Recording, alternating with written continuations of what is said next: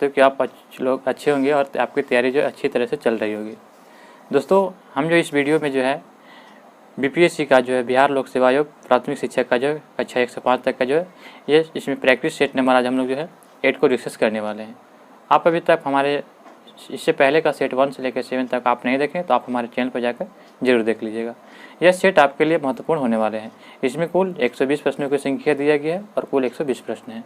तो चलिए समय को देर न करते हुए आज के सेशन को शुरू करते हैं। सिंधु घाटी सभ्यता के शहरों की गलियां कैसी थी? आपके पास 4 ऑप्शन है, चौड़ी सीधी, सकरी और टेढ़ी मेढ़ी, सपाट या सकरी और घुमावदार। तो आपका इसका राइट आंसर होगा चौड़ी और सीधी थी। सिंधु घाटी सभ्यता के शहरों की गलियां कैसी थी? तो चौड़ी और सीधी थी। दूसरा प्रश्न दिया गया आपका 1831 में बुद्ध भगत के नेतृत्व में कोल विद्रोह किस क्षेत्र में हुआ था? कच्छ में, सिंहभूम में, पश्चिम घाट या सतारा।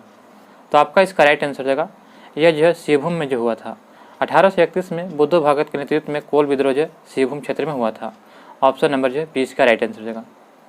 आपका थर्ड प्रश्न दिया गया है कि स्वामी सहजानंद निम्न में से किससे संबंधित थे? आपके पास 4 ऑप्शन दिया गया, बिहार में जनजातीय आंदोलन, बिहार में मजदूर आंदोलन, बिहार में किसान आंदोलन, बिहार में जातीय आंदोलन। सभी लोग जानते हैं कि स्वामी सहजानंद सरस्वती जो है यह बिहार में जो है मजदूर आंदोलन से संबंधित है। ऑप्शन नंबर जो है 20 का राइट आंसर होगा। उन्होंने जो है 1923 में बिहार किसान सभा का गठन किया था और उन्होंने आरंभिक गतिविधियां बिहार और उत्तर प्रदेश में केंद्रित थी और उन्होंने पटना के समय बिहटा में एक आश्रम भी बनाया था। तो ऑप्शन नंबर 20 का राइट आंसर हो जाएगा। प्रश्न नंबर 4 दिया गया है कि बौद्ध साहित्य त्रिपिटक किस भाषा में रचना किया गया था? तो बौद्ध साहित्य त्रिपिटक किस भाषा में रचना किया गया? आपके पास 4 ऑप्शन है, संस्कृत, अर्धमागधी, पाली और प्राकृतिक। तो आपका इसका राइट आंसर होगा बौद्ध त्रिपिटक जो है पाली भाषा में रचना किया गया था। ऑप्शन नंबर 30 का राइट आंसर हो जाएगा। बौद्ध त्रिपिटक देखा जाए तो पिटकों की संख्या 3 है, सुत्त पिटक, विनय पिटक और अभ्यम पिटक, ये 3 पिटक हैं। नेक्स्ट प्रश्न है कि सिंधु घाटी सभ्यता की लिपि कैसी थी? तो सिंधु घाटी सभ्यता की लिपि कैसी थी? तमिल, खरोष्टी, अज्ञात या ब्राह्मणी। तो आपका इसका राइट आंसर हो जाएगा सिंधु घाटी सभ्यता की लिपि जो थी अज्ञात थी। ऑप्शन नंबर 30 का राइट आंसर हो जाएगा। सिंधु घाटी सभ्यता की जो लिपि मिली थी उसमें 2 विशेषताएं जिनके कारण इस सभ्यता को लिपि तभी तक अज्ञात है। तो ऑप्शन नंबर 30 का राइट आंसर हो जाएगा। बिहार में कृषि आधारित उद्योग में से किस खाद्य उद्योग का प्रभुत्व है? तो आपका इसके पे 4 ऑप्शन दिया गया है, ए, बी, सी और डी। तो आपका इसका राइट आंसर हो जाएगा ऑप्शन नंबर बी, यानी कि अनाज आधारित उद्योग है। बिहार में कृषि आधारित उद्योग में से किस खाद्य उद्योग का प्रभुत्व है? तो अनाज आधारित उद्योग। ऑप्शन नंबर 20 का राइट आंसर हो जाएगा। निम्नलिखित में से किससे मुद्रास्फीति से सबसे अधिक लाभ हुआ है? तो आपके पास 4 ऑप्शन है, सरकारी पेंशनभोगी, लेनदार, बचत बैंक या खाताधारक देनदार। तो आपका इसका राइट आंसर हो जाएगा ऑप्शन नंबर बी, लेनदार को जो होता है मुद्रास्फीति में सबसे अधिक लाभ होता है। Option number B. कैसे होता है? जैसे मान लें कि आपने जो किसी से जो है 2 कट्ठा ज़मीन लिया 4 लाख में और जो है उससे क्या हुआ कि 4 लाख रुपये उधार लेकर मैं आपने ज़मीन खरीदा, 5 साल के बाद उससे बेचा आपने, तो 4 लाख के लिया तो 5 साल के बाद उस ज़मीन की कीमत बढ़ के हो गया 6 लाख रुपया। तो क्या हुआ कि लेनदार को जो 4 लाख देना पड़ेगा जिससे लिए हैं और आपका फ़ायदा कितना हो गया 2 लाख। इसीलिए जो लेनदार को क्या होता है कि फ़ायदा होता है मुद्रास्फीति में। तो ऑप्शन नंबर 20 का राइट आंसर हो जाएगा।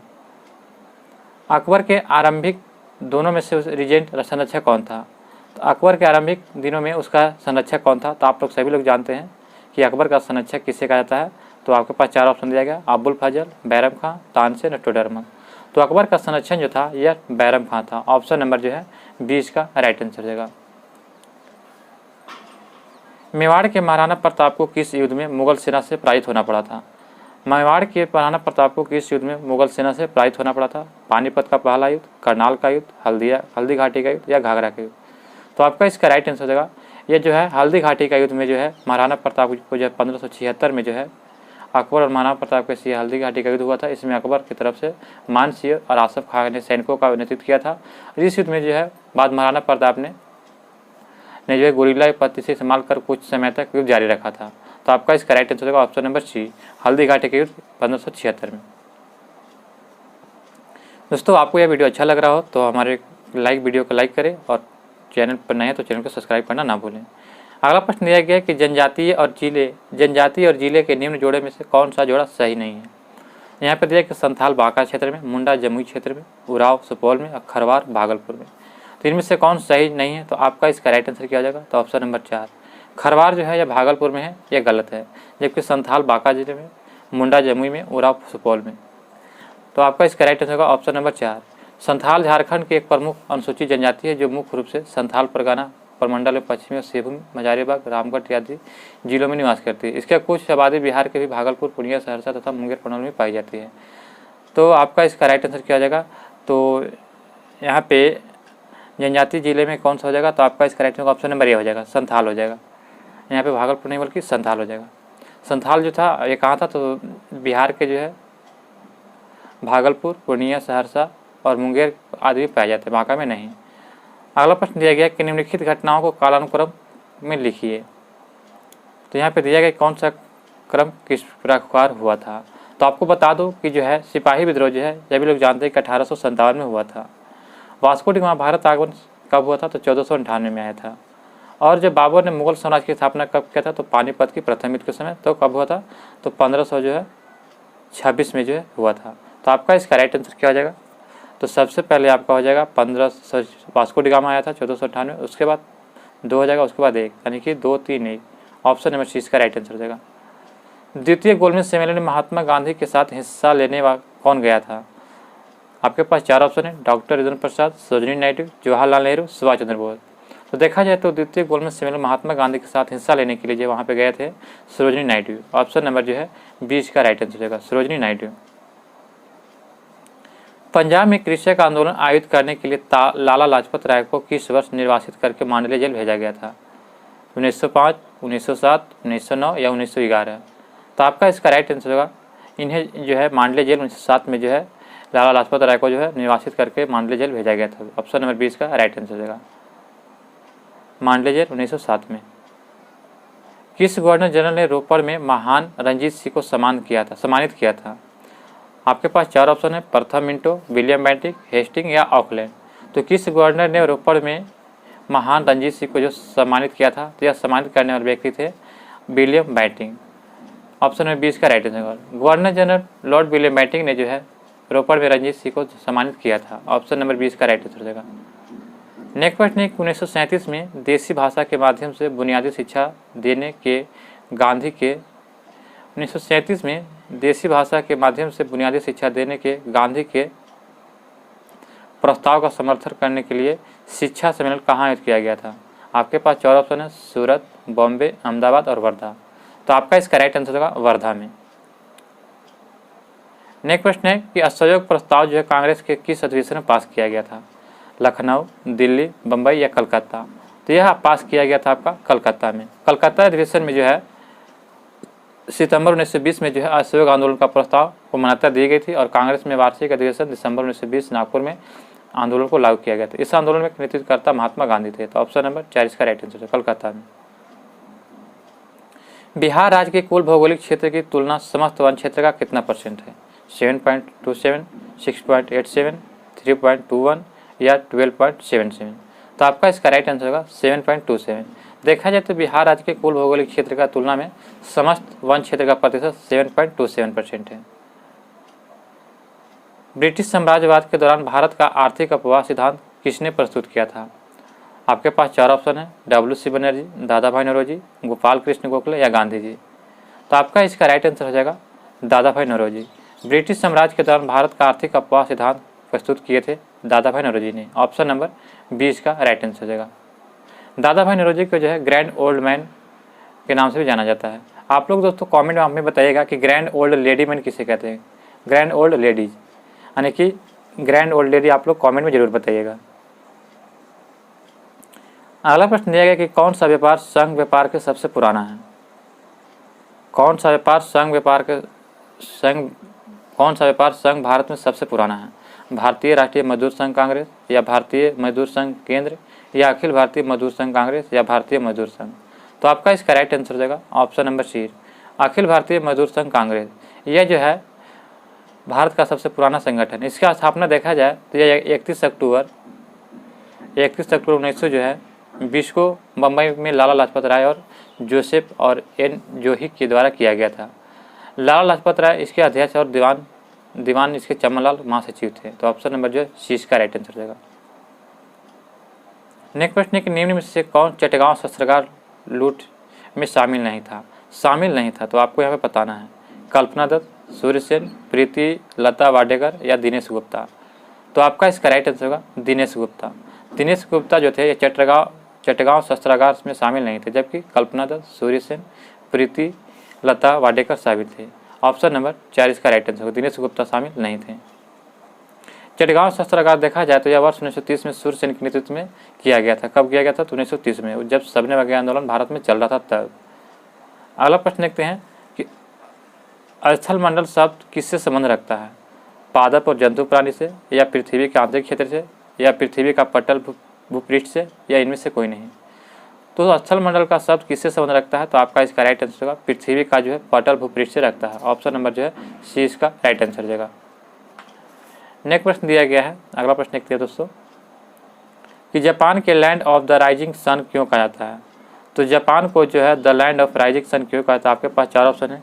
सूर्यास्त होते सूर्योदय हो जाता है, या जापान में दिन भर सूर्य आकाश में पूर्व दिशा में रहता है, या जापान विश्व में एक ऐसा देश है जो पूर्व में सबसे अंतिम छोर पर वह सूर्योदय सबसे पहले होता है, या 4 दिया गया सूर्य की किरणें समुद्र के जल से अपवर्तित होकर जापान में सूर्योदय को हो जाता है। तो आपका इसका राइट आंसर क्या हो जाएगा? तो ऑप्शन नंबर सी। होता क्या है कि जापान को land of the rising sun क्यों कहा था? क्योंकि जापान जो है सबसे पूरब का देश है, जहाँ पे सबसे पहले जो है सूर्य उगता है, इसीलिए जो है जापान को जो है land of the rising sun कहा जाता है। ऑप्शन नंबर सी इसका राइट आंसर जाएगा। नेक्स्ट प्रश्न है कि विश्व में हीरा जो है आपूर्ति में निम्नलिखित में से कौन सा देश सर्वाधिक योगदान देता है? रूस, यूएसए, जापान या दक्षिण अफ्रीका। तो आपका इसका राइट आंसर होगा हीरा के उत्पादन में सबसे ज़्यादा रूस योगदान देता है। विश्व में हीरा का सबसे बड़ा व्यापार का केंद्र जो है एंटवर्प जो है बेल्जियम में है, जो लेकिन सबसे ज़्यादा उत्पादन रूस किया जा करता है। तो ऑप्शन नंबर ए इसका राइट आंसर होगा। सिराको तूफान की सही दिशा का चयन कीजिए। यह सहारा से भूमध्य सागर की ओर, या यूएसए से उत्तर की ओर, या सहारा से पश्चिम की ओर, या एड्रियाटिक सागर से इटली की ओर चलता है। तो सिराको जो तूफानी पवन है, जिसे कि जो रक्त वर्षा के नाम से जानते हैं, तो ये आपका इसका राइट आंसर हो जाएगा ऑप्शन नंबर ए। ये जो सहारा के भूमध्य सागर की चयन की दिशा की ओर चलता है। ऑप्शन नंबर ए इसका राइट आंसर होगा। ऑप्शन नंबर ए इसका राइट आंसर। सिराको जो है गर्म, शुष्क तथा रेत से भरी हवा है, जो सहारा के रेगिस्तानी भागों में उत्तर की ओर जो भूमध्य सागर को पार कर इटली और स्पेन में प्रवाहित होती है, और नमी धारण करने के कारण जब इटली में वर्षा होती है तो इसे रक्त वर्षा के भी नाम से भी जानते हैं। निम्नलिखित में से किसका दैनिक तापांतर में सर्वाधिक होता है? दैनिक तापांतर कहाँ पे? मरुस्थल पर, पर्वत पर, पठार पर या महासागर पर? तो आपका इसका राइट आंसर मरुस्थल पर। मरुस्थल का जो दैनिक तापांतर सर्वाधिक होता है, क्योंकि मरुस्थल में रात का तापमान 0 डिग्री होता है, और जो है दिन का तापमान वहाँ पे जो सर्वोत्तम 40 से 45 डिग्री पहुँच जाता है, जिससे जो है थार, सहारा इत्यादि वहाँ पे मरुस्थल गर्म का तापांतर ज़्यादा होता है। अगला प्रश्न है फ्रेंड्स कि निम्न में से किस महाद्वीप में सबसे अधिक देश हैं? आपके पास 4 ऑप्शन है, यूरोप, एशिया, अफ्रीका या उत्तरी अमेरिका। तो सबसे अधिक देखा जाए तो देश कहाँ पे है? तो अफ्रीका में। अफ्रीका एशिया के बाद दूसरा सबसे बड़ा देश महाद्वीप है, जहाँ पे देखा जाए तो यहाँ पे जो है इनकी कुल देशों की संख्या 54 है। कितना है? 54 है। जबकि महादेश एशिया महादेश में देखा जाए तो यहाँ पे जो है 52 देश हैं। तो आपका इसका right answer option number C हो जाएगा। हमारा अगला प्रश्न दिया गया है कि 2011 की जनगणना के अनुसार भारत के किस राज्य के आदिवासियों की आबादी का प्रतिशत उसकी कुल आबादी की तुलना में सबसे अधिक है? आपके पास अरुणाचल प्रदेश, नागालैंड, मिजोरम या मेघालय। तो इसका आपका राइट आंसर हो जाएगा मिजोरम में। मिजोरम में जो है यहाँ पे देखा जाए तो वर्ष 2011 की जनगणना के अनुसार भारत में मिजोरम राज्य में आदिवासियों की आबादी का प्रतिशत उसकी कुल आबादी की तुलना में सबसे अधिक है। तो ऑप्शन नंबर जो है सी इसका राइट आंसर हो जाएगा। राष्ट्रीय पोषण संस्थान एक अनुसंधान संस्थान है जो इस राज्य में स्थित है? आंध्र प्रदेश, हिमाचल प्रदेश, मध्य प्रदेश या उत्तर प्रदेश। तो आपका इसका राइट आंसर हो जाएगा ऑप्शन नंबर ए। यह जो है राष्ट्रीय पोषण संस्थान अनुसंधान कहाँ है? तो यह जो है आंध्र प्रदेश में स्थित है। ऑप्शन नंबर जो है ए इसका राइट आंसर हो जाएगा। भारतीय पोषण संस्थान हैदराबाद में स्थित है तथा उस्मानिया विश्वविद्यालय के एक संगठनात्मक इकाई के रूप में जो है जैव प्रौद्योगिकी अनुसंधान आधारित संस्थान है। तो ऑप्शन नंबर ए इसका राइट आंसर हो जाएगा। निम्नलिखित शहरों में से किस शहर के निकट पालिताना मंदिर स्थित है? तो पालिताना मंदिर जो किस शहर के निकट स्थित है? माउंट आबू या मेवात, उज्जैन या भावनगर। तो आपका इसका राइट आंसर होगा भावनगर। भावनगर कहाँ है? तो यह गुजरात में है। देखा जाए तो जो पालिताना मंदिर स्थित है किस शहर के निकट? तो भावनगर के निकट। ऑप्शन नंबर जो है यानी कि 4 इसका राइट आंसर हो जाएगा। पलिताना मंदिर गुजरात के भावनगर में स्थित है। यह एक जैन मंदिर है जो शत्रुंजय पहाड़ी पर स्थित है। यहीं से जो है संकुजय नदी निकलती है और खंभात की खाड़ी में इसके पश्चिम की स्थिति में है। जो इन मंदिरों का निर्माण जो देखा जाए तो 1311 ईस्वी में किया गया था। नेक्स्ट प्रश्न है कि निम्न में से किस राज्य की तटरेखा सबसे लंबी है? सबसे लंबी किसकी तटरेखा है? यहाँ पे आपके पास 4 ऑप्शन दिया गया है, महाराष्ट्र, तमिलनाडु, गुजरात और आंध्र प्रदेश। तो आपका इसका राइट आंसर क्या हो जाएगा? तो सबसे लंबी तटरेखा देखा जाए तो गुजरात की है। ऑप्शन नंबर जो है ये चीज का राइट आंसर। लगभग देखा जाए तो ये 1600 किलोमीटर है। आंध्र प्रदेश की देखा जाए तो यह 960 किलोमीटर है और तमिलनाडु को देखा जाए तो 720 किलोमीटर और कर्नाटक की देखा जाए यानी कि तो 400 किलोमीटर कर्नाटक के पास है। तो आपका इसमें से राइट आंसर क्या हो जाएगा? तो ऑप्शन नंबर हो जाएगा सी, गुजरात के पास 1600 किलोमीटर तटरेखा है। अगला प्रश्न दिया गया है कि मांजुली संसार का सबसे बड़ा नदी द्वीप है किस राज्य में स्थित है? अरुणाचल प्रदेश, असम, त्रिपुरा या मिजोरम। तो मांजुली द्वीप जो है संसार का सबसे बड़ा नदी द्वीप है जो किस राज्य में? आपको बता दूं जानकारी के लिए कि यह ब्रह्मपुत्र नदी पर है। तो आपका इसका राइट आंसर क्या हो जाएगा? Option number B. यह जो असम में जो है मांजुली द्वीप सबसे बड़ा संसार का नदी द्वीप है जो असम राज्य में ब्रह्मपुत्र नदी में स्थित है। देखा जाए तो यह जो है कुल 1250 किलोमीटर का क्षेत्र है। यह गाद जमा होने के कारण जो है केवल 421.65 किलोमीटर बचा है। तो आपका इसका राइट आंसर का ऑप्शन नंबर बी, यह जो है ब्रह्मपुत्र नदी पर असम में है। देश के निम्नलिखित समूहों में से किसके साथ अरुणाचल प्रदेश की साझी सीमा है? तो अरुणाचल प्रदेश का साझी सीमा किसके साथ है? भूटान, बांग्लादेश, चीन या म्यांमार, बांग्लादेश, चीन या भूटान, चीन, म्यांमार या भूटान, बांग्लादेश और म्यांमार। तो आपका इसका राइट आंसर हो जाएगा ऑप्शन नंबर सी, भूटान, चीन और म्यांमार के साथ जो है अरुणाचल प्रदेश की सीमा लगती है। भूटान, चीन और म्यांमार के साथ अरुणाचल प्रदेश की सीमा लगती है। अगला प्रश्न दिया गया है कि सर क्रीक यानी कि निवेशिका कहाँ स्थित है? ए ऑप्शन दिया है गुजरात के साथ लगी भारत पाक सीमा पर, बी दिया है कि लद्दाख वाली भारत सीमा पर, सी दिया है कि उत्तर पूर्व में भारत चीन सीमा के पास मैकमोहन रेखा पर, या डी दिया गया कि भारत म्यांमार सीमा पर। तो आपका इसका राइट आंसर होगा option number A, sir creek जो है यह गुजरात के साथ लगी भारत पाक सीमा पर स्थित है। ऑप्शन नंबर जो है ये इसका राइट आंसर हो जाएगा। भारत का कौन सा संसाधित प्रदेश ऐसा है जिसमें 4 जिले हैं किंतु वह किसी भी संसाधित राज्य के साथ सीमा नहीं बनाता है? तो आप लोग बताइए कि इसका राइट आंसर क्या हो जाएगा? चंडीगढ़, पुदुचेरी, दादरा तथा नगर हवेली या अंडमान निकोबार द्वीप समूह। तो आपका इसका राइट आंसर होगा option number B, Puducherry. Puducherry देखा जाए तो यह जो है पुदुचेरी भारत के पूर्व तथा पश्चिमी घाट में स्थित है। इसके 4 जिले हैं, पुदुचेरी और कराईकल, यनम और जो है माहे। ये 4 जिले हैं जो पश्चिमी घाट पर स्थित है। तो आपका इसका राइट होगा option number 4, option number B हो जाएगा। किस देश के साथ भारत की सबसे लंबी अंतर्राष्ट्रीय सीमा लगती है? तो आप लोग सभी लोग जानते हैं कि भारत के साथ सबसे अंतर्राष्ट्रीय सीमा सबसे ज़्यादा किसके साथ लगती है? नेपाल, पाकिस्तान, चीन या बांग्लादेश। तो आपके राइट आंसर हो जाएगा ऑप्शन नंबर 4, बांग्लादेश के साथ। बांग्लादेश के साथ देखा जाए तो 4000 लगभग 96 किलोमीटर सीमा लगता है। और जो है नेपाल के साथ देखा जाए तो इसके साथ 1751 किलोमीटर सीमा लगता है। और जो है पाकिस्तान के साथ देखा जाए तो इसके साथ जो है 3323 किलोमीटर सीमा लगता है। और चीन के साथ देखा जाए तो 3488 किलोमीटर की सीमा लगता है। तो आपका इसका राइट होगा ऑप्शन नंबर 4 हो जाएगा। औसत स्थिर लागत चक्र होती है ऊर्ध्वगामी प्रवणता ढलान वाली या यू आकार वाली या भी आकार वाली या नीचे की ओर प्रवणता ढलान वाली। तो आपका इसका राइट आंसर हो जाएगा यू आकार वाली। औसत स्थिर लागत का चक्र जो होता है यू आकार वाली होती है। ऑप्शन नंबर 20 का राइट आंसर हो जाएगा। प्रति व्यक्ति आय किसके बराबर होता है? तो प्रति व्यक्ति आय जो है राष्ट्रीय आय प्लस दिया गया फ्रेंड्स, राष्ट्रीय आय प्लस देश की कुल आबादी या राष्ट्रीय आय प्लस जनसंख्या या राष्ट्रीय आय माइनस जनसंख्या या राष्ट्रीय आय गुने जनसंख्या। तो आपका इसका राइट आंसर होगा ऑप्शन नंबर ए, राष्ट्रीय आय प्लस देश की कुल आबादी को जो है प्रति व्यक्ति आय बराबर होता है। ऑप्शन नंबर ए इसका राइट आंसर हो जाएगा। हमारा अगला प्रश्न दिया गया 38 दिया गया है कि पंचायती राज संस्थाओं को जो है 29 कार्यों की सूची किस अनुच्छेद के तहत दिया गया है?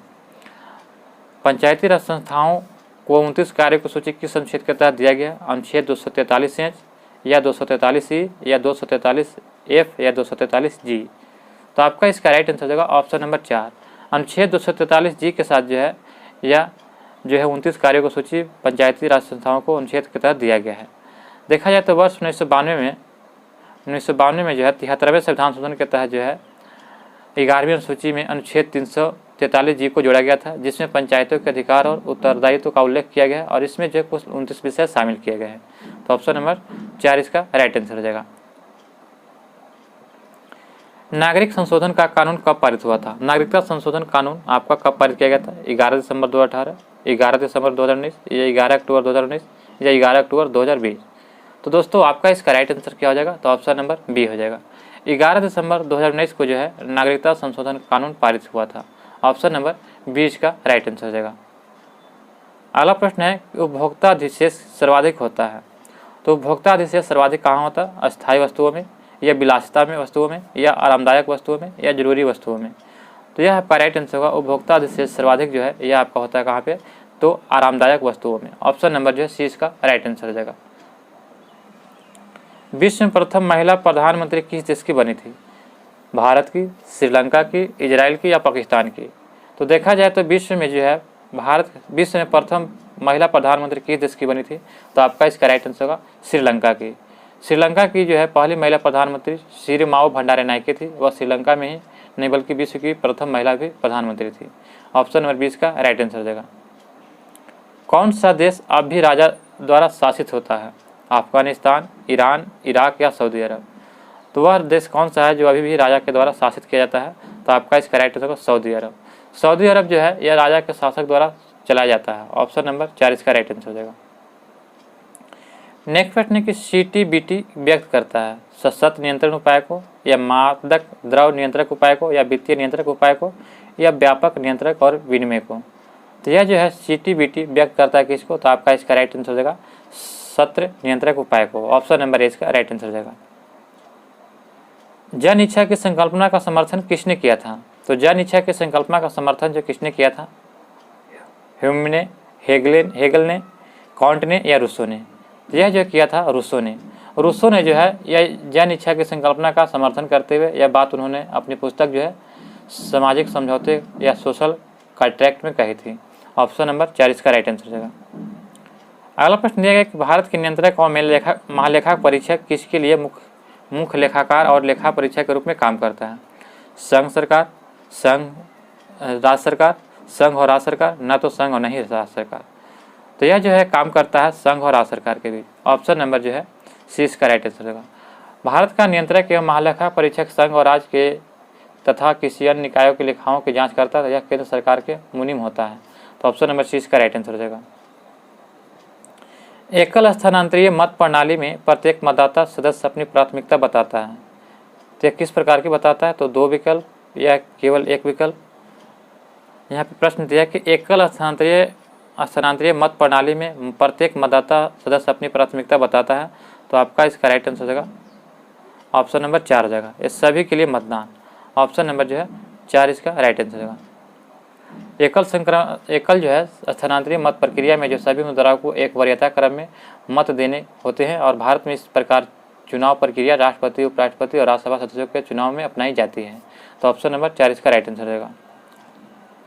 कानून को लागू करने का कार्य होता है। तो कानून को लागू करने का कार्य क्या है? कार्यपालिका का होता है कि विधानमंडल या न्यायपालिका या स्थानीय सूची को?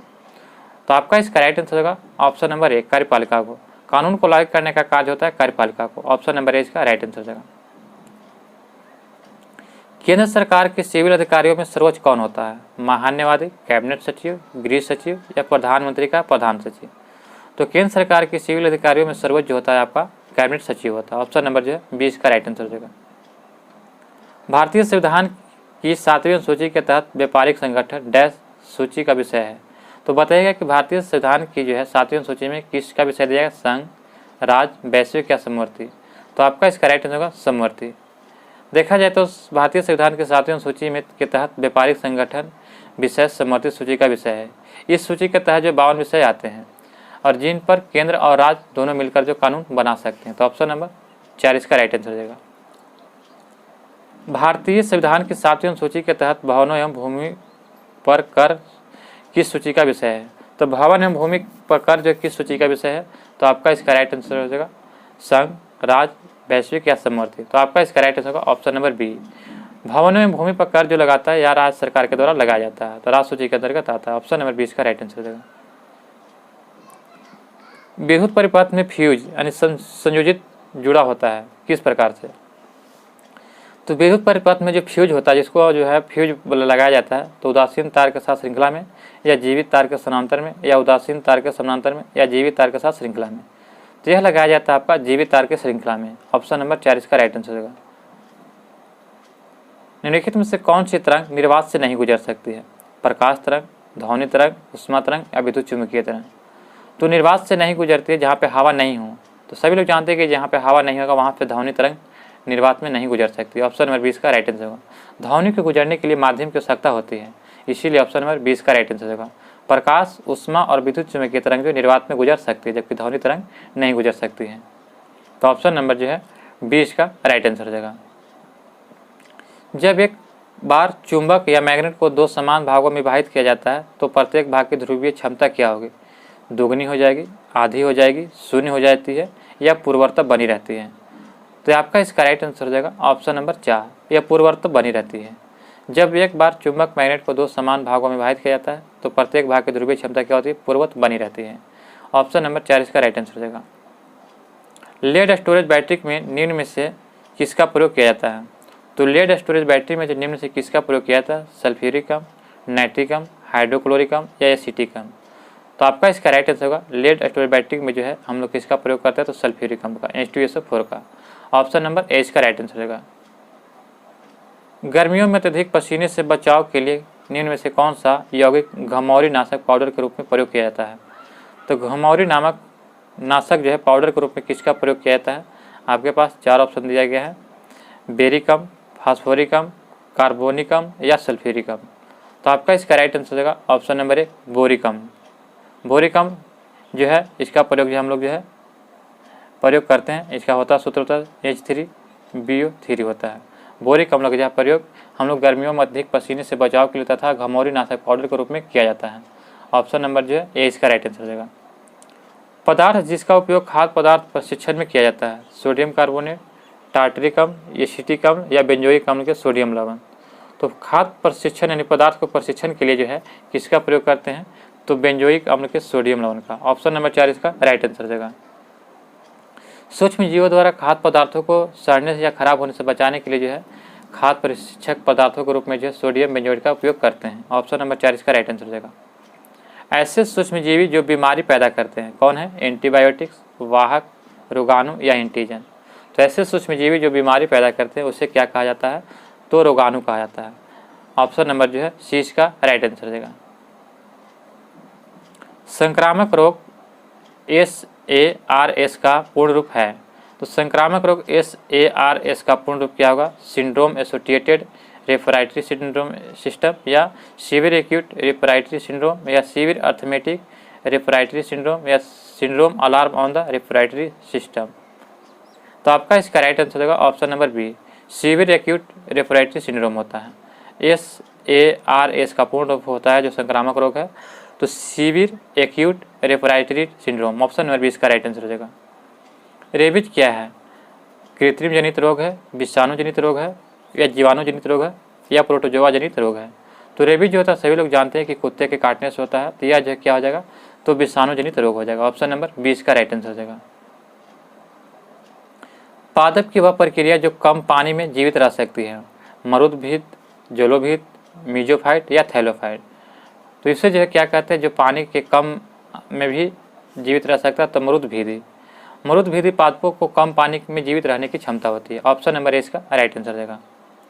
गांधी जी के राजनीतिक गुरु कौन थे? विनोबा भावे, आचार्य कृपलानी, सरदार पटेल या गोपाल कृष्ण गोखले। आप लोग सभी लोग पढ़ते आ रहे हैं कि गांधी जी के जो है राजनीतिक गुरु कौन थे? तो गोपाल कृष्ण गोखले थे। ऑप्शन नंबर 4 इसका राइट आंसर देगा।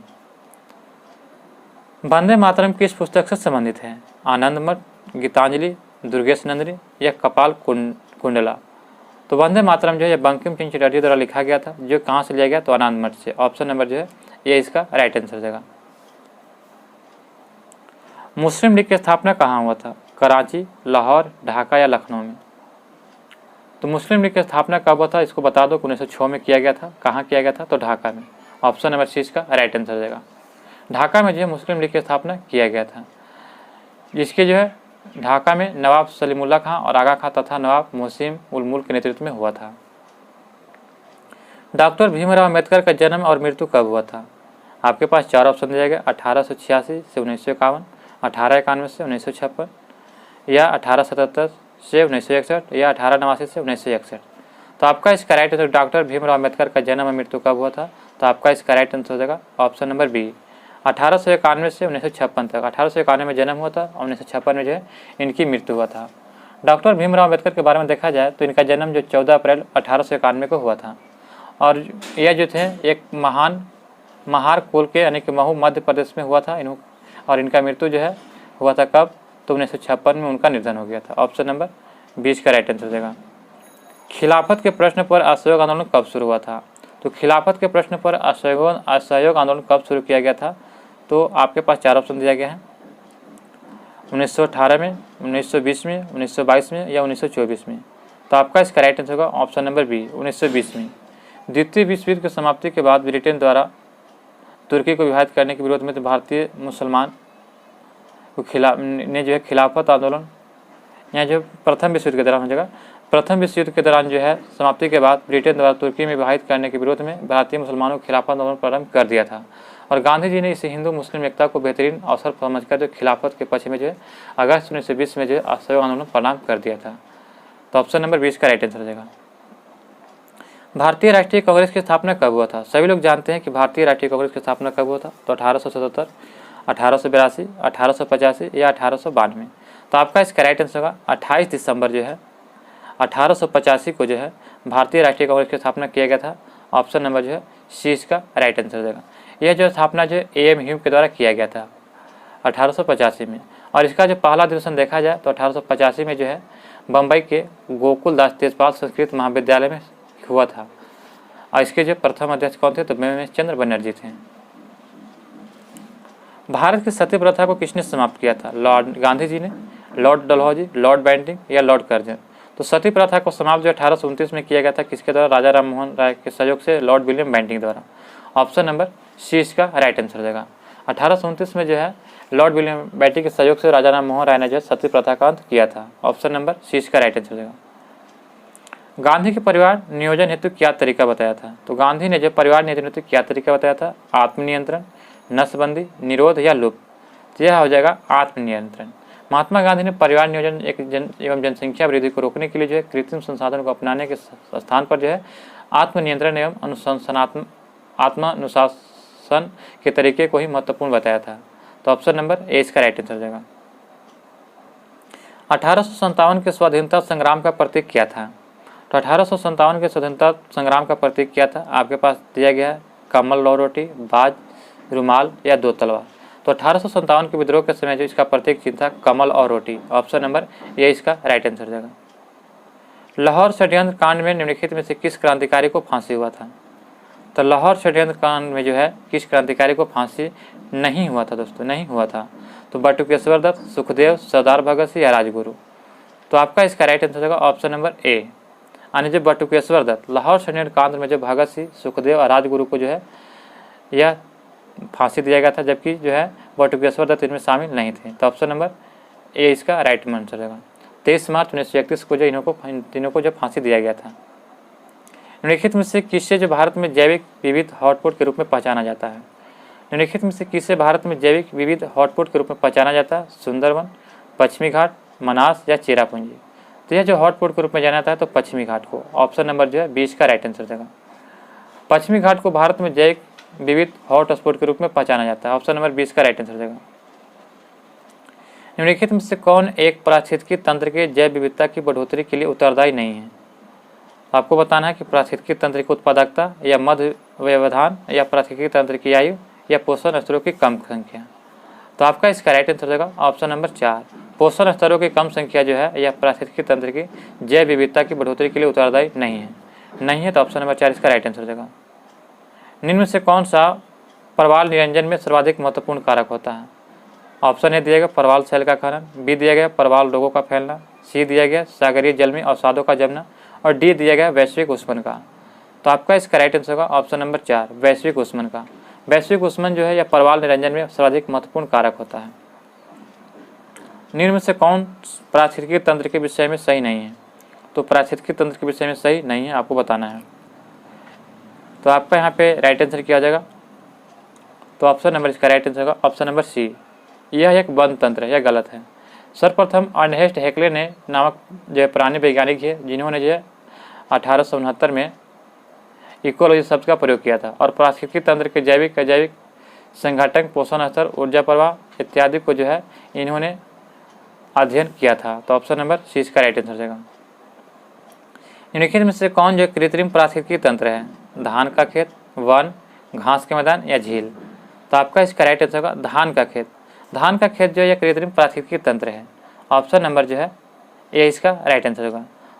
प्रश्नगत विकल्पों को देखा जाए तो धान का खेत जो है वन, घास के मैदान और झीलों से धान का खेत कृत्रिम पारिस्थितिकी तंत्र में होता है।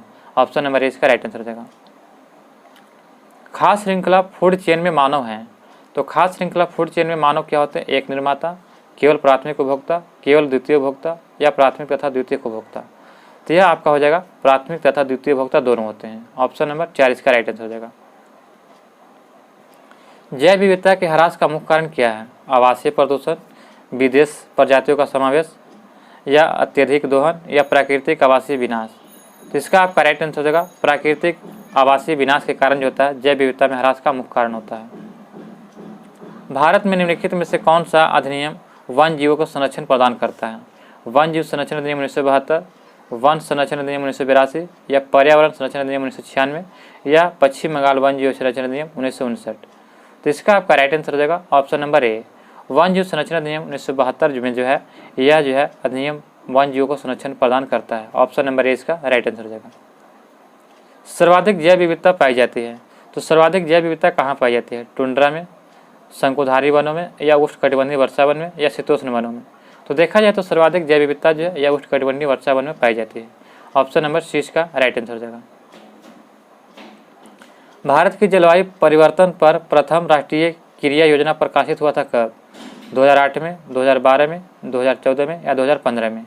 तो यह आपका हुआ था कब? तो आपका इसका राइट आंसर किया जाएगा। तो ऑप्शन नंबर ए हो जाएगा। यानी कि जी 2008 में जो है भारत की जलवायु परिवर्तन का प्रथम राष्ट्रीय क्रिया योजना की घोषणा जून 2008 में किया गया था। ऑप्शन नंबर जो है ये इसका राइट आंसर हो जाएगा। नेक्स्ट प्रश्न दिया गया कि निम्नलिखित गैसों में से कौन सी एक ग्रीन हाउस गैस नहीं है? CO2, CH4, NO2 या O2? तो यहाँ पे आपका राइट आंसर हो जाएगा O2 जो है यह ग्रीन हाउस गैस नहीं है, जबकि CO2 है कार्बन डाइऑक्साइड, मीथेन है, नाइट्रस ऑक्साइड भी है, जबकि ऑक्सीजन नहीं है। तो ऑप्शन नंबर 4 इसका राइट आंसर हो जाएगा। उर्वरक के अत्यधिक प्रयोग से होता है मृदा का प्रदूषण होता है, जल प्रदूषण या वायु प्रदूषण या उपयुक्त सभी। तो उर्वरक जो होता है जो खाद बोलते हैं उसे जो खेतों में छिटाता है अत्यधिक प्रयोग से क्या होता है? तो इसका आपका राइट आंसर होगा ये उपयुक्त सभी हो जाएगा। मृदा प्रदूषण भी होता है, जल प्रदूषण और वायु प्रदूषण तीनों होता है।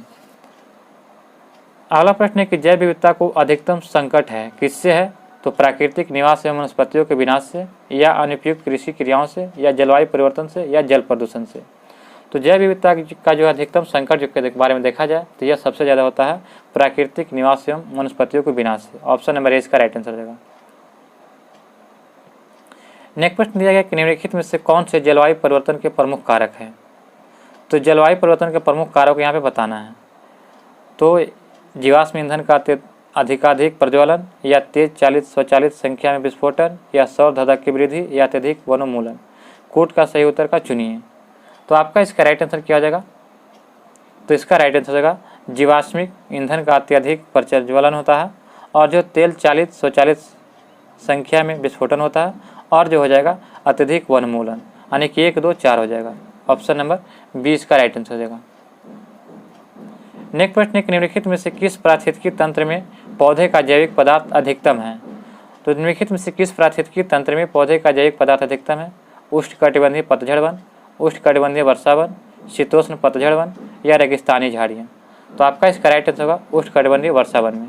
उष्णकटिबंधीय वर्षा वन में जो है पारिस्थितिकी तंत्र में पौधों का जैविक पदार्थ अधिकतम होता है। निम्नलिखित में से कौन सा सही सम्मिलित नहीं है?